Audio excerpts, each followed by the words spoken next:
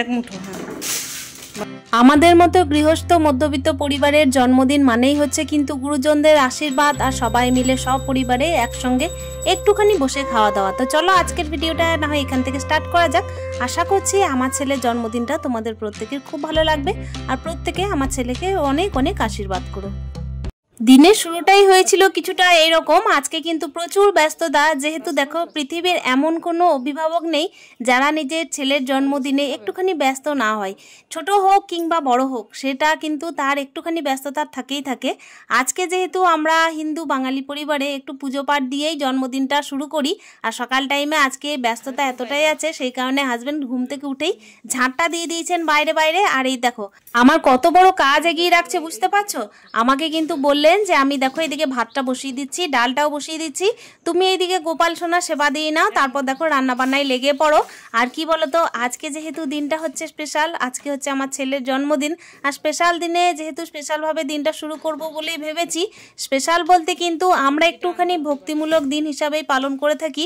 আর তোমরা হয়তো দেখে থাকবে যে আমি কিন্তু সব সময় মনে করি গুরুজনের আশীর্বাদ আর হচ্ছে ঈশ্বরের আশীর্বাদ ছাড়া জন্মদিনটা সার্থক নয়। জন্মদিনটা কিন্তু বড় বড় পার্টি করে নানা রকমের হিউজ পরিমাণে রান্না বান্না করে দিনটাকে সার্থক করলে চলবে না। তার আগে সব থেকে বেশি যেটা দরকার সেটা কিনতে পাওয়া যায় না, আর সেটা হচ্ছে আশীর্বাদ।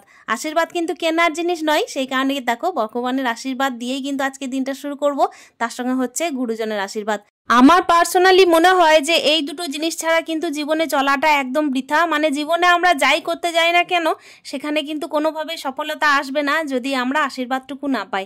আর আমি যেহেতু সেকেলেরও নয় আর একেলেরও নয়, সে কারণে বলে রাখছি আমি একদম মডার্ন যুগের মতো কিন্তু কথাবার্তা বলছি না। সত্যি কথাই বলতে আশীর্বাদটাই হচ্ছে মেন। দেখতেই পাচ্ছ এদিকে কিন্তু ভালোভাবে একদম শুদ্ধ মনে শুদ্ধ বস্ত্রে চলে এসেছি, আর এখানে কিন্তু ছেলের জন্য আয়ু কামনা করছি। তার সঙ্গে দেখতেই পাচ্ছ এই যে আমি কিন্তু পায়েসের চাল ফুটাচ্ছি। আর পায়েসটা কিন্তু আজকে সবাই বলেছিল খুব টেস্টি হয়েছে। 2.5 থেকে 3 কিলো দুধ দেওয়া ছিল, তার সঙ্গে একদম অল্প চাল দেওয়া ছিল, বলতে পারো ওই 250 মতো চাল দেওয়া ছিল। আর তার সঙ্গে ছিল কিন্তু গুড়ের বাতাসা, চিনির একটাও দানা নেই। আর ওই কারণেই হতে পারে যে মানে পায়েসটা খুব টেস্টি হয়েছিল বলছে সবাই। জানি না কতটা টেস্টি হয়েছিল, তবে আমাদের পুরোহিত মশাইয়ের মত অনুযায়ী ছেলের মা কিন্তু কোনোভাবে জন্মদিনের পায়েস খেতে পায় না, এটাই কিন্তু নিয়ম। সেই কারণে আমি একদম যখন থেকে জেনেছি তখন থেকে একটুও টেস্ট করে দেখিনি, সবাই বলেছে যেটা সেটাই শুনেছি। আর এই তো দেখতেই পাচ্ছ আমি কিন্তু পায়েসটা এবার মানে অলরেডি নামিয়ে ফেলবো। ওইদিকে আমার বাবার বাড়ির লোকরা কিন্তু সবাই চলে এসেছে, আমি কিন্তু রান্নাটাও অনেকটা এগিয়ে ফেলে তারপর স্নান সেরেছি। আর ওইদিকে না আমি স্নান টান সেরে একদম পুজোর জোগাড়টাও করে ফেলেছি, শুধুমাত্র পায়েসটাই বাকি ছিল। পুরোহিত মশাই চলে এসেছেন, তো একটু মতো না ছেলের জন্য তুলে নেব, আর বাকি পায়েসটা হাঁড়ির মধ্যেই থাকবে। যেহেতু অল্প মতো পায়েসটা তুলবো, কেন কি ঠান্ডাও করারও ব্যাপার আছে। আর এই তো দেখতেই পাচ্ছ কাঁসার বাটির মধ্যে পায়েস নিয়ে চলে এসেছি। ওইদিকে কিন্তু আমি ঠাকুর ঘরেই ছেলেকে আশীর্বাদ করব। আমি কিন্তু প্রত্যেকটা আর কি ওকেশন আমি ঠাকুর ঘরে দিয়ে শুরু করার চেষ্টা করি। এই তো একটা ছোট্ট আয়োজন করেছি, তবে হ্যাঁ আমি জানতাম না যে ঘট পাতার ব্যাপার আছে, তাই কিন্তু পুরোহিত মশাই বললেন যে ঘরের মধ্যে যা আছে, মানে তুমি তো কলা এনেছো, তো কলা দিয়ে কিন্তু ঘরটা পেতে দাও। যেহেতু আমি একটা সত্যনারায়ণের পুজো করে দিচ্ছি, তো আমি খুব খুশি হয়েছি যে আমি যে প্রত্যেক বছর সত্যনারায়ণের পুজো দিই, হয়তো ছোট করে পুজো, আমার যতটুকু সামর্থ্য আছে কিংবা আমার যতটুকু জ্ঞান আছে তাই দিয়ে জিনিসগুলো জোগাড় করেছি। আমার কিন্তু গুরুজন হিসেবে বাড়িতে এমন কেউ নেই, এমন কেউ বলে দেওয়া নেই, সেই কারণে আমি সমস্ত আয়োজন নিজের হাতে করেছি। তবে যে যা বলে সেটা কিন্তু শোনার চেষ্টা করেছি। আর এই তো দেখতেই পাচ্ছ পুজো কিন্তু হচ্ছে। তোমরা কিন্তু আমার ছেলেকে প্রত্যেকে খুব খুব আশীর্বাদ করো। জীবনে কিন্তু আশীর্বাদটাই কেনা যায় না, বাকি কিন্তু জন্মদিনের উপহারগুলো কেনার, কিন্তু আশীর্বাদটা কেনার নয়, জানো তো। এই তো দেখো আশীর্বাদ সহ কিন্তু ভগবানের এই যে আশীর্বাদ, তার সঙ্গে হচ্ছে গুরুজনের আশীর্বাদ, এমনকি আমাদের এই যে পুরোহিত দাদা উনিও কিন্তু প্রচণ্ড পরিমাণে আমার ছেলেকে মানে ভালোবাসেন, আশীর্বাদ করেন। প্রত্যেক বছর জন্মদিনে উনিই আমার ছেলেকে আশীর্বাদ করে পুজো টুজো সেরে দেন। তো ওই কারণেই কিন্তু আমি এই যে ছেলের জন্য জন্মদিনের ব্যবস্থাটা এইভাবেই শুরু করি। আসলে যখন ছেলে প্রথম আর কি জন্ম হয়েছিল তখন কিন্তু এইসব জিনিস বা এইসব বিধি আমি কিন্তু এতটা মেনে চলতাম না। এখন কিন্তু যেই ছেলে বড় হচ্ছে, ছেলের জন্য মঙ্গল কামনা করতে শুরু করেছি, মমতা একটু একটু করে বাড়তে থাকলো, তারপর হচ্ছে ওর প্রতি দায়িত্ব বাড়তে থাকলো, তখন থেকে কিন্তু চিনতে শিখেছি যে জীবনে আর কিছু না হোক আশীর্বাদটা অর্জন করাটা সব থেকে বেশি দরকার, তাহলেই কিন্তু জীবনে এগিয়ে যাওয়া যায়। আর যেখানে আশীর্বাদ আছে সেখানে সব আছে। তো চলো এই যে দেখতেই পাচ্ছ এদিকে পুজোটা কিন্তু হতে থাকলো। অলরেডি কিন্তু বলতে পারো পুজোটা মোটামুটি হয়েই এসছে।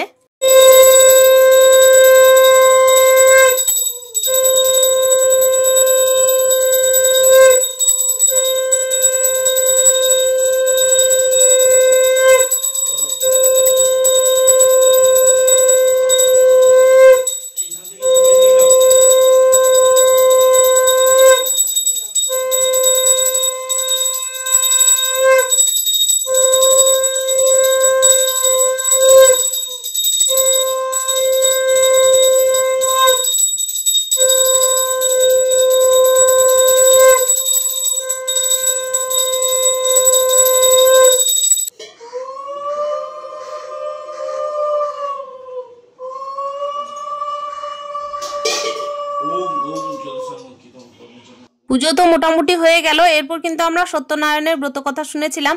তো সত্যনারায়ণের কথা শুনতে না প্রত্যেকেই খুব খুব ভালোবাসি, জানো তো। এই যে পুরোহিত মশাই না, ওনাকে আমি দাদা বলি, তো উনি এত ভালো কথা শোনান সত্যনারায়ণের যে মনটা ভরে যায়, মনটা কিন্তু একদম মানে উজাড় হয়ে যায় ঠাকুরের প্রতি। আর এখন দেখতেই পাচ্ছ উনি কিন্তু আশীর্বাদ করে নিচ্ছেন।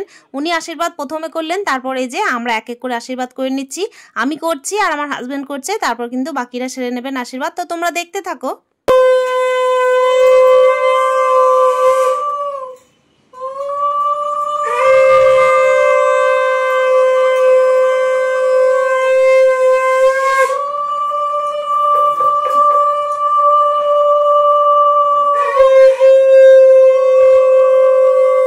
আশীর্বাদ করার টাইমে ভগবানের যে সমস্ত ভোগ ছিল সেই দিয়েই আমরা আশীর্বাদ করি। আর এই তো দেখতেই পাচ্ছ এই সমস্ত জিনিসগুলো কিন্তু ভগবানের ভোগে দেওয়া হয়েছে। আর এমনকি আজকের দিনে কিন্তু আমি যখন খাওয়া দাওয়ার আয়োজন করি, আমি রাত্রিবেলায় কথা বলছি, যখন বাচ্চাদেরকে সেবা করাই, আমি ব্রাহ্মণ সেবা করাই, তখন কিন্তু কোনো রকমের কোনো মানে আমিষ খাবার ঠেকাঠেকি করি না। আমি কিন্তু এটা সব সময় করার চেষ্টা করি যখন থেকে আমার অ্যাক্সিডেন্ট হয়েছে। আসলে একজন দাদা ভাই আমাকে বলেছিলেন যে তুমি কিন্তু জীব হত্যা করো না জন্মদিনের জন্য, মানে জন্মদিনে কিন্তু দেখো আমরা বাচ্চাদের আয়ু কামনা করি, সেখানে কিন্তু অন্যের আয়ু ক্ষয় করে নিজের সন্তানের আয়ু কখনো কামনা করা যায় না। সেই কারণেই কিন্তু আমি জন্মদিনে কোনোভাবে কোনো রকমের কোনো আর কি আমিষের আয়োজন করি না। সেদিন কিন্তু এমনি নিরামিষই থাকে, সারা দিন সমস্ত কিছুই থাকে, কিন্তু একমাত্র নিরামিষ থাকে। তবে হ্যাঁ, দিনের টাইমে যদি কেউ খেতে চায় তাহলে কিন্তু মাছের আয়োজনটা করি একটু, সেটা কিন্তু আলাদাভাবে হয়। তবে আমার পার্সোনাল এক্সপিরিয়েন্স বা মতামত যদি কেউ নিতে চাও, তাতে কিন্তু আমি এটাই বলবো যে জন্মদিনের দিনে মাছ ছাড়া কোনোভাবেই কিন্তু কোনো রকমের কোনো মাংসর আয়োজন না করাই ভালো। কোনো রকমের অন্নপ্রাশনেও কিন্তু এটা না করাই ভালো। কেন কি দেখো, এটা হচ্ছে বাচ্চাদের, মানে আমরা মানি বা না মানি এটা আমাদের নিজস্ব ব্যক্তিগত ব্যাপার হতে পারে, তবে আমি মানি, সেই কারণে তোমাদেরকে বলার চেষ্টা করলাম যে আমি এটা করি। তো চলো, এই যে এক এক করে দেখতেই পাচ্ছ মা এদিকে আশীর্বাদ করে নিচ্ছে। তো মা দেখতেই পাচ্ছ এখানে কিন্তু ছেলেকে এই যে টাকা দিল হাতে। তো আমার ছেলে কিন্তু খুব খুশি, মানে এখন না হাতে টাকা পেয়ে খুব খুশি হয় আমার ছেলে। যে যাই টাকা দেয় না, ও কিন্তু একটা পিগি ব্যাঙ্কে রেখে দেয়। আর প্রত্যেক দিন কিন্তু যখনই সময় পায় না বা সুযোগ পায়, তখনই কিন্তু গুনে গুনে রেখে দেওয়ার চেষ্টা করে যে কত টাকা আমি জমিয়েছি। তো এই জিনিসটা কিন্তু দেখতে বেশ ভালো লাগে।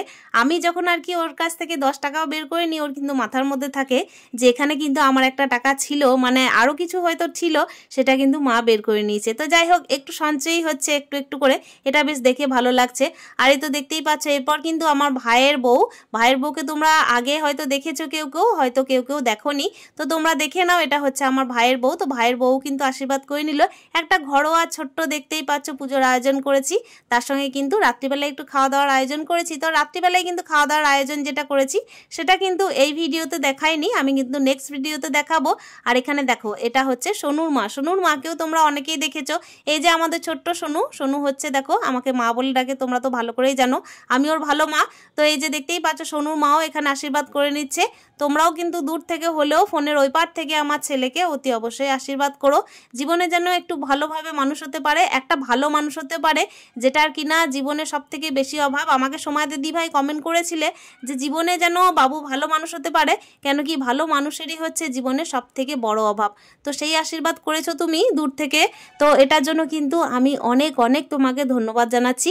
আর এই তো দেখতেই পাচ্ছ ওদিকে কিন্তু আশীর্বাদের পালা চুকে গেল। তারপর হচ্ছে দেখো রান্নাবান্না, মানে রান্নাবান্না তো সকালে যা কিছু করে নেওয়ার করে নিয়েছি। এরপর দেখো মাছটা কিন্তু আলাদা করে হচ্ছে। এদিকে কিন্তু মাছটা শুধুমাত্র বাকি ছিল, তো ভাইয়ের বউকে বলেছিলাম ভেজে রেখে দিতে, আর তার সঙ্গে হচ্ছে কি মশলাটা করে দিতে। তো চট জলদি আমি মাছটা করে দিই।